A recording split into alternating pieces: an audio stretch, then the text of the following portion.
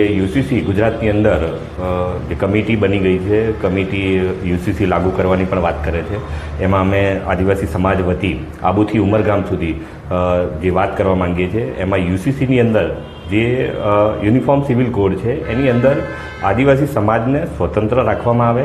એનું મૂળ કારણ છે કે આદિવાસીની પોતાની એક વિધિ સંહિતા છે, એની પોતાની રીતિ રૂઢી પરંપરા છે અને એ પહેલેથી ધર્મથી પર રહ્યો છે. દરેક ધર્મની અંદર એની સ્વતંત્રતા છે, એનો પોતાનો ધર્મકોડ છે જ નહીં. હવે ધર્મની અંદર સ્વતંત્રતા હોય તો એને યુનિફોર્મ સિવિલ કોડની અંદર પણ આપણે કેવી રીતે રાખી શકાય? અને જે કમિટી બની છે એ કમિટી અગર કોઈપણ રીતે આદિવાસી સમાજને એની અંદર ઇન્વોલ્વ પણ કરવા માંગતા હોય તો આવનાર સમયની અંદર પણ અમે આબુથી ઉમરગામ સુધી અમારા જે બુદ્ધિજીવી છે સમાજના ઘણા લોકો છે એમને સાથે અમે વિચાર વિમર્શ કરી અને ત્યાર પછી અમે યોગ્ય યુસીસીની સામે પણ અમે જે પણ આદિવાસી સમાજ વતી જવાબ આપવાનો થાય એ પણ આપીશું.